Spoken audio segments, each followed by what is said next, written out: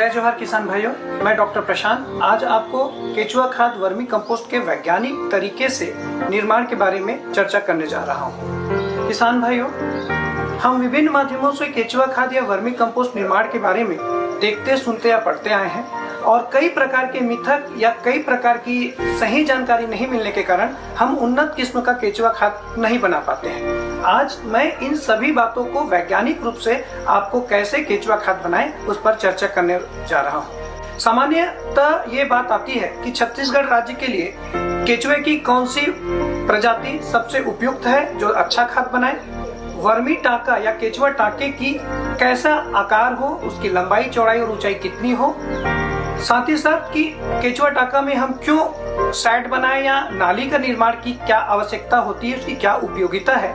साथ ही साथ ये एक मिथक कि केचुआ खाद केवल गोबर से बनता है और क्या इसमें कार्बनिक पदार्थ या कृषि अवशिष्ट हम मिला सकते हैं। इन सभी बातों पर मैं विस्तार से वैज्ञानिक रूप से आज आपको इस वीडियो में चर्चा करने जा रहा हूँ।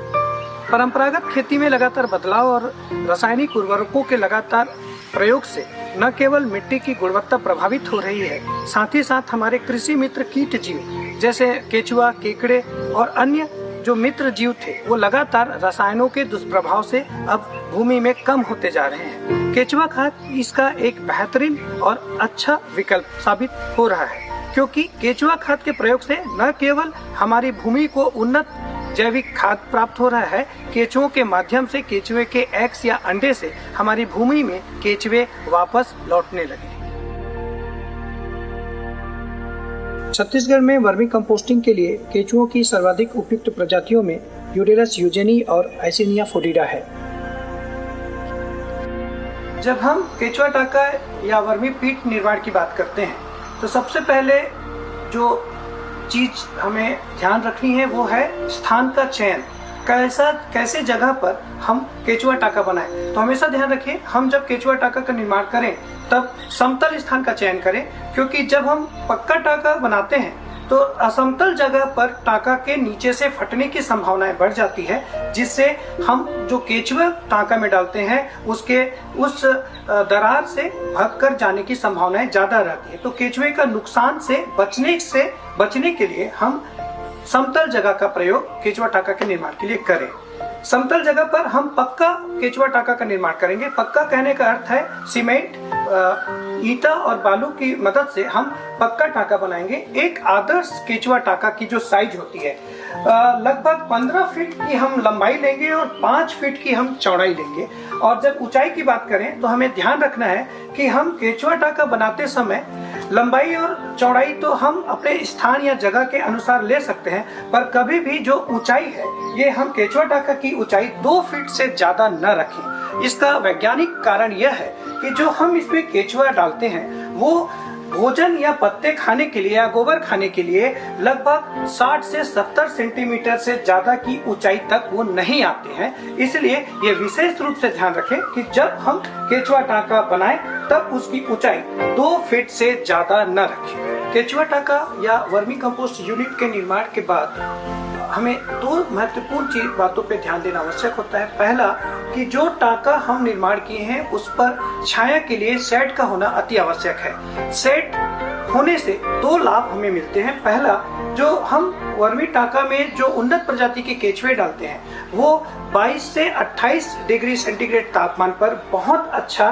खाद का निर्माण करते हैं। अगर शेड नहीं होने पर सीधा धूप पड़ने से ये केचुए खाद के निर्माण की जो प्रक्रिया है उसका निर्माण की प्रक्रिया धीरे होने लगती है। तो धूप से बचाने के लिए शेड का होना अति आवश्यक है। दूसरा, बरसात के दिनों में अगर शेड नहीं होने से वर्मी टाका में लगातार पानी गिरने से पानी का भराव होगा और ज्यादा नमी होने से केचुओं की मृत्यु हो जाती है। साथ ही साथ उत्पादित या तैयार जो वर्मी कंपोस्ट है उसको छानने में असुविधा होती है। इसलिए पहला, शेड का निर्माण अति आवश्यक होता है।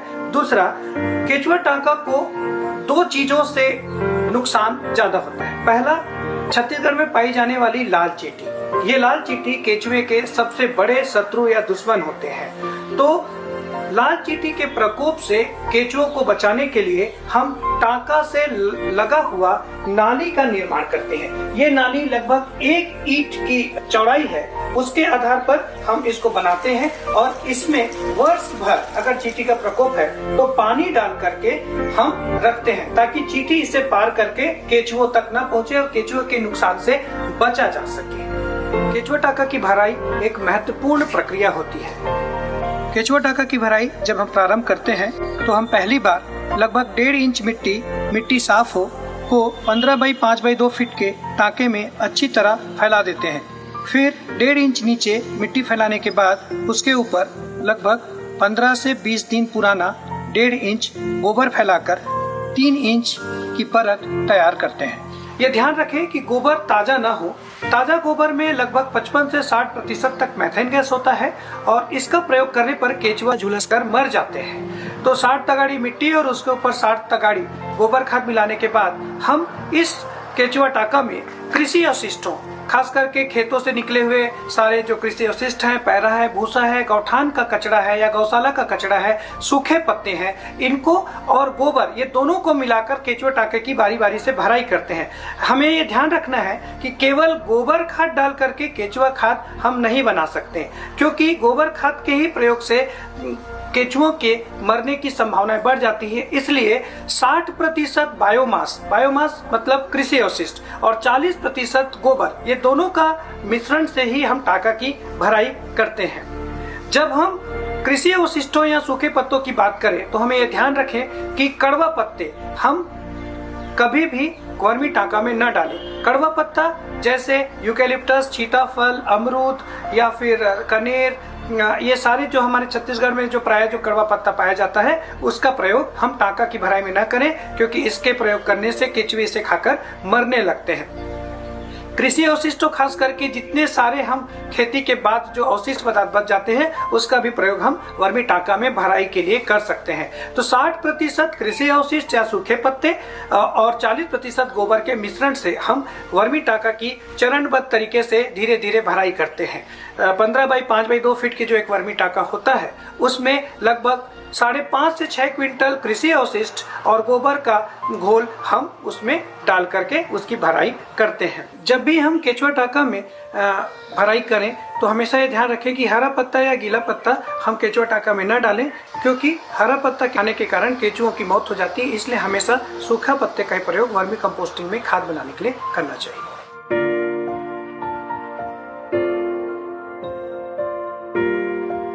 हम देखते हैं 60 से 65 दिनों के बाद जो हमने इसमें लगभग 6 से 6.5 क्विंटल जो सूखा कचरा या कृषि अवशिष्ट और गोबर हमने मिलाया था, अब इस 2 फीट के जो टाका है उसकी ऊंचाई आधा हो जाती है। मतलब कंपोस्टिंग या यूं कहें कि केंचुआ खाद अब पूरी तरह से तैयार है। जब हम इस जूट के बोरा को हटा के देखते हैं तब ये पूरी तरह से दानेदार जो कृषि अवशिष्ट है, दानेदार वर्मी कंपोस्ट में बदल जाती है और ये अब छानने लायक हो जाती है। इस केंचुआ खाद को हम अपने सुविधा अनुसार 6 से 8 mm की जाली में छान करके अलग कर लेते हैं। आप देख रहे हैं पूरी केंचुआ इस खाद को खा करके, इस कृषि अवशिष्ट को खा करके एक उन्नत जैविक खाद में अब इसे बदल चुकी है। केंचुआ खाद की रासायनिक संरचना की अगर हम बात करें तो इसका pH मान 6.8 होता है। नाइट्रोजन इसमें 1.0 से 2.25%, फास्फोरस इसमें 1.0 से 1.5% और पोटेशियम इसमें 1.5 से 2.5% तक होता है। नमस्कार किसान भाइयों, मैं सुजीत चतुर्वेदी अंबिकापुर का किसान हूँ। मैं विगत वर्षों में रासायनिक खाद का प्रयोग करता रहा और मैं ये महसूस किया कि मेरे खेत की उर्वरा शक्ति कम होती जा रही है और मुझे रासायनिक खाद हर वर्ष बढ़ाकर डालना पड़ता था और फसल के स्वाद में भी अंतर आ रहा था। फिर मैंने विगत 5 वर्षों से वर्मी कंपोस्ट केंचुआ खाद बनाना शुरू किया और अपने खेतों में इसका उपयोग करते हुए 5 वर्षों से मैं बहुत अच्छा प्रोडक्शन ले रहा हूँ। और मैं ये कहूँगा कि रासायनिक खाद से कई गुना अच्छा ये हमारा वर्मी कंपोस्ट है, जिसका हमें सभी किसान भाइयों को उपयोग करना चाहिए। इस प्रकार हम देखते हैं कि एक 15 बाई 5 बाई 2 फीट के एक केंचुआ टाका से हम 60 से 65 दिन में लगभग 4.5 से 5 क्विंटल शुद्ध केचुआ खाद छान करके अलग करते हैं। अगर वार्षिक केचुआ खाद का उत्पादन की बात करें तो हमें एक टाका से लगभग 6 चक्र साल में प्राप्त होते हैं और इस प्रकार हमें 6 चक्र से लगभग 30 से 32 क्विंटल शुद्ध केचुआ खाद प्राप्त होता है। साथ ही साथ हम प्रत्येक 2 महीने में केचुए की संख्या भी डबल होती है, तो केचुए से भी हमें साल में लगभग 4 से 6 बार केचुआ हम टाका से निकालकर विक्रय कर सकते हैं। केचुए से लगभग 6 से 8 हजार रुपए का भी हम आर्थिक लाभ प्राप्त कर सकते हैं। अगर मैं इसके आर्थिक लाभ की बात करूं तो प्रति टाका 15 बाई 5 बाई 2 का एक टाका की अगर गणना करूं तो प्रति टाका हमें वार्षिक जैविक शुद्ध केचुआ खाद से लगभग 30 से 32 क्विंटल से लगभग 18 से 20 हजार का शुद्ध लाभ और केचुए से 6 से 8 हजार का हमें शुद्ध आर्थिक लाभ प्राप्त हो रहा है। अगर एक टाका से मैं वार्षिक आर्थिक लाभ की बात करूं तो हमें लगभग 26 से 28 हजार रुपए आर्थिक लाभ प्राप्त हो रहा है। तो देखा किसान भाइयों, हम लोगों ने सामान्य केचुए की मदद से कैसे उत्तम जैविक खाद बनाया है। मैं आप सभी से ऐसा निवेदन करना चाहता हूं कि आप भी केचुआ खाद के निर्माण से जुड़े और वो जरूर जुड़े जिनके घर में पशुधन है, क्योंकि गोबर की आवश्यकता केचुआ खाद के निर्माण के लिए अति आवश्यक होती है। हम केचुआ टाका से न केवल केचुआ खाद बनाकर आर्थिक लाभ प्राप्त कर रहे हैं, बल्कि इस खाद को जब हम खेतों में उपयोग कर रहे हैं तो हमारी मिट्टी की गुणवत्ता लगातार सुधर रही है। मिट्टी की गुणवत्ता सुधरने के साथ साथ मिट्टी हमारी भुरभुरी होते जा रही है। मिट्टी में पुनः हमारे मित्र जो कीट हैं, जो केचुआ हैं, वो मिट्टी में पुनः हमें अब मिलने लगा है।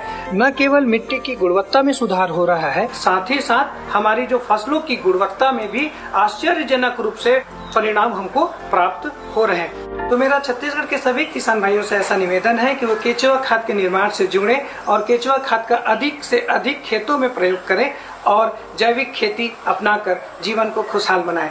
जय छत्तीसगढ़, जय जोहार।